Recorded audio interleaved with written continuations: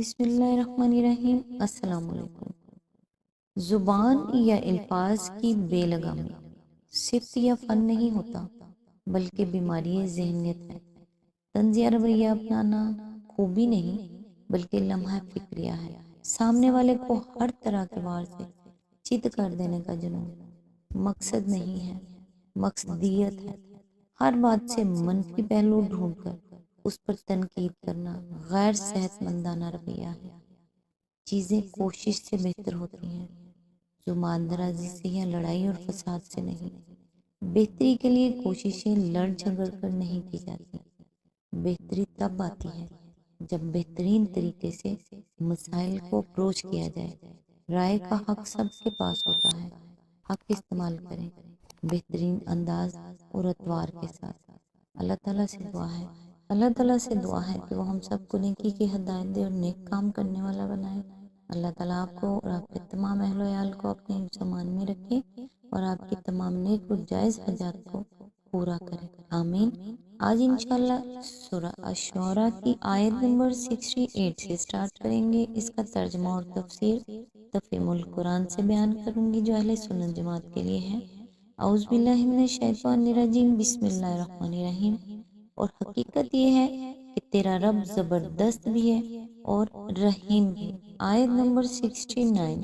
اور انہیں ابراہیم کا قصہ سناؤ۔ اس کی تفسیر ہے، یہاں حضرت ابراہیم علیہ السلام کی حیات طیبہ کے اس دور کا قصہ بیان ہوا ہے جبکہ نبوت سے سرفراز ہونے کے بعد شرک و توحید کے مسئلے پر آپ کی اپنے خاندان اور اپنی قوم سے کشمکش شروع ہوئی تھی۔ اس دور کی تاریخ کے مختلف گوشے قرآن مجید میں حسب ذیل مقامات پر بیان ہوئے ہیں۔ البقرہ رکوع نمبر 35، الانعام رکوع نمبر 9، سورہ مریم رکوع نمبر 3، سورہ الانبیاء رکوع نمبر 5، الصفات رکوع نمبر 3، الممتحنہ رکوع نمبر 1۔ سیرت ابراہیمی کے اس دور کی تاریخ خاص طور پر جس وجہ سے قرآن مجید بار بار سامنے لاتا ہے وہ یہ ہے کہ عرب کے لوگ بالعموم اور قریش کے بالخصوص اپنے آپ کو سیدنا ابراہیم علیہ السلام کا پیرو سمجھتے اور کہتے تھے، اور یہ دعویٰ رکھتے تھے کہ ملت ابراہیمی ہی ان کا مذہب ہے۔ مشرکین عرب کے وہ نصارہ اور یہود کا بھی یہ دعویٰ تھا کہ حضرت ابراہیم علیہ السلام ان کے دین کے پیشوا ہیں۔ اس پر قرآن مجید جگہ جگہ ان لوگوں کو متنبع کرتا ہے کہ ابراہیم علیہ السلام جو دین لے کر آئے تھے وہ یہی خالص اسلام تھا جسے نبی صلی اللہ علیہ وآلہ وسلم لائے ہیں اور جس سے آج تم لوگ برسر پیکار ہو۔ وہ مشرک نہ تھے بلکہ ان کی ساری لڑائی شرک ہی کے خلاف تھی، اور اسی لڑائی کی بدولت انہیں اپنے باپ، خاندان، قوم، وطن سب کو چھوڑ کر شام و فلسطین اور حجاز میں غریب الوطنی کی زندگی بسر کرنی پڑی تھی۔ اسی طرح وہ یہودی اور نصرانی بھی نہ تھے بلکہ یہودیت اور نصرانیت تو ان کے صدیوں بعد وجود میں آئی۔ اس تاریخی استدلال کا کوئی جواب نہ مشرکین کے پاس تھا نہ یہود و نصارہ کے پاس، کیونکہ مشرکین کو بھی یہ تسلیم تھا کہ عرب میں بتوں کی پرستش حضرت ابراہیم علیہ السلام کے کئی صدی بعد شروع ہوئی تھی، اور یہود و نصارہ بھی اس سے انکار نہ کر سکتے تھے کہ حضرت ابراہیم علیہ السلام کا زمانہ یہودیت اور عیسائیت کی پیدائش سے بہت پہلے تھا۔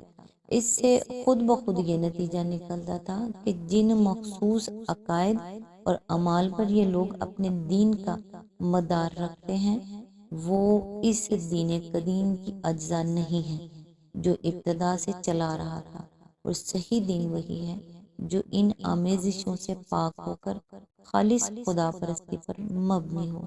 اسی بنیاد پر قرآن کہتا ہے، ما کان ابراہیم یہودی ولا نصرانی ولیکن کان حنیفا مسلما وما کان من المشرکین ان اولی الناس ابراہیم للذین اتبعوہ وہذا النبی والذین آمنوا۔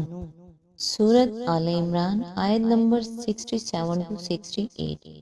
ابراہیم علیہ السلام نہ یہودی تھا نہ عیسائی بلکہ وہ تو ایک مسلم یکسو تھا، اور وہ مشرکوں میں سے بھی نہ تھا۔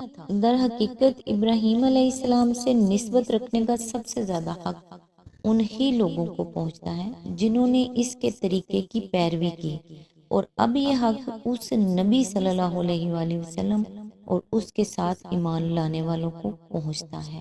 آیت نمبر 70، جبکہ اس نے اپنے باپ اور اپنی قوم سے پوچھا تھا کہ یہ کیا چیزیں ہیں جن کو تم پوچھتے ہو۔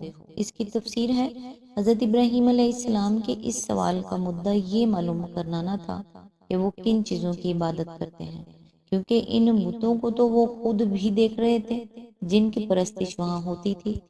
ان کا مدعا دراصل ان لوگوں کو اس طرف متوجہ کرنا تھا کہ ان معبودوں کی حقیقت کیا ہے جن کے آگے وہ سجدہ ریز ہوتے ہیں۔ اسی سوال کو سورہ انبیاء میں وہی الفاظ نقل کیا گیا ہے کہ یہ کیسی مورتیں ہیں جن کے تم گردیدہ ہو رہے ہو۔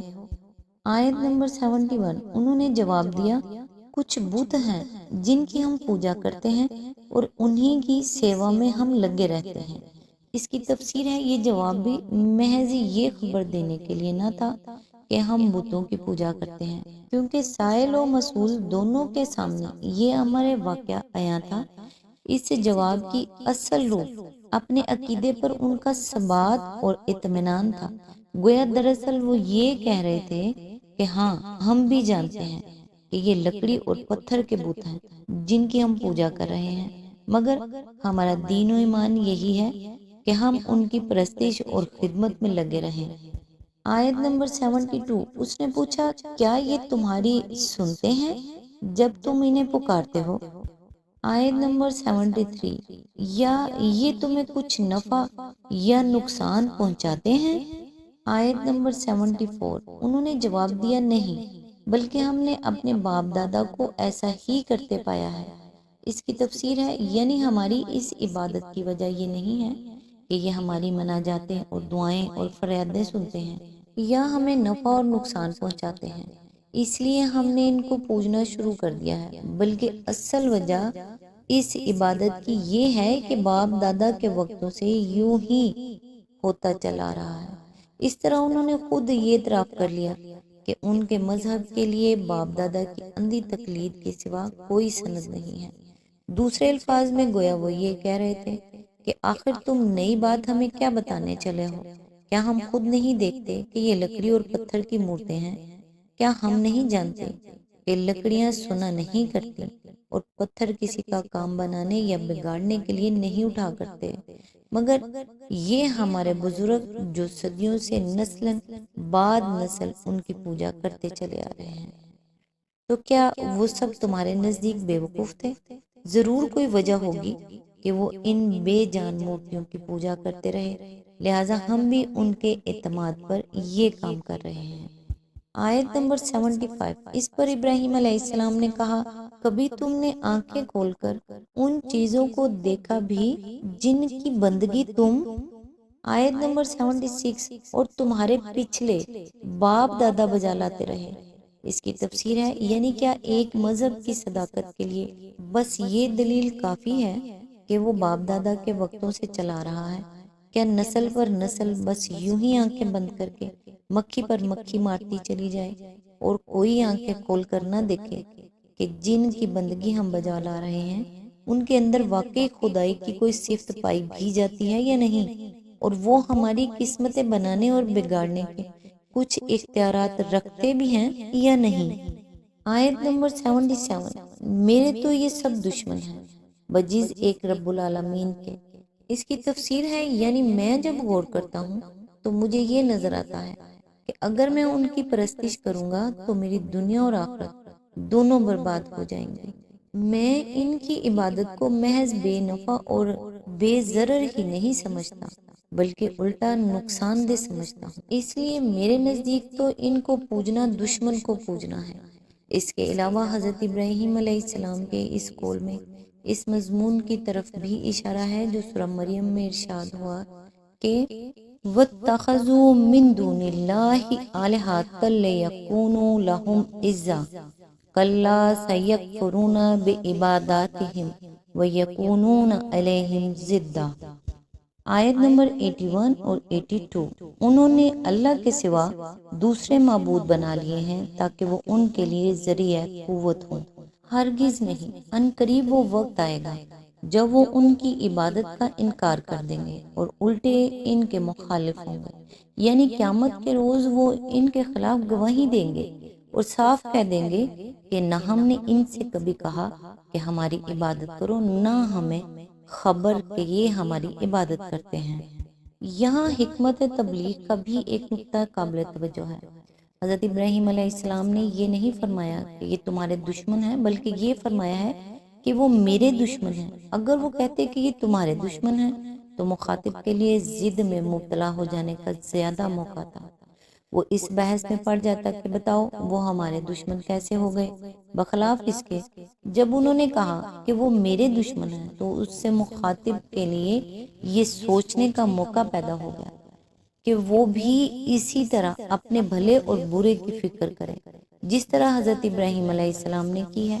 اس طریقے سے حضرت ابراہیم علیہ السلام نے گویا ہر انسان کے اس فطری جذبے سے اپیل کی جس کی بنا پر وہ خود اپنا خیر خواہ ہوتا ہے اور جان بوجھ کر کبھی اپنا برا نہیں چاہتا۔ انہوں نے اسے بتایا کہ میں تو ان کی عبادت میں سراسر نقصان دیکھتا ہوں اور دیدہ و دانستہ میں اپنی بدخواہی نہیں کر سکتا، لہٰذا دیکھ لو کہ میں خود ان کی بندگی و پرستش سے قطعی اجتناب کرتا ہوں۔ اس کے بعد مخاطب فطرتاً یہ سوچنے پر مجبور تھا کہ اس کی اپنی بھلائی کس چیز میں ہے، کہیں ایسا تو نہیں کہ وہ نہ دانستہ اپنی بدخواہی کر رہا ہو، یعنی تمام ان معبودوں میں سے جن کی دنیا میں بندگی و پرستش کی جاتی ہے صرف ایک اللہ رب العالمین ہے جس کی بندگی میں مجھے اپنی بھلائی نظر آتی ہے اور جس کی عبادت میرے نزدیک ایک دشمن کی نہیں بلکہ اپنے اصل مربی کی عبادت ہے۔ اس کے بعد حضرت ابراہیم علیہ السلام چند فکروں میں وہ وجوہ بیان کرتے ہیں جن کی بنا پر صرف اللہ رب العالمین ہی عبادت کا مستحق ہے، اور اس طرح اپنے مخاطبوں کو یہ احساس دلانے کی کوشش کرتے ہیں کہ تمہارے پاس تو معبودان غیر اللہ کی عبادت کے لیے کوئی معقول وجہ بجز تقلید آبائی کے نہیں ہے جسے تم بیان کر سکو، مگر میرے پاس صرف ایک اللہ کی عبادت کرنے کے لیے نہایت معقول وجہ موجود ہیں جن سے تم بھی انکار نہیں کر سکتے۔ آج تک کے لیے بس اتنا ہی، نیکسٹ انشاءاللہ آیت نمبر 78 سے سٹارٹ کریں گے۔ تب تک کے لیے دعاؤں میں یاد رکھیے گا۔ اللہ حافظ۔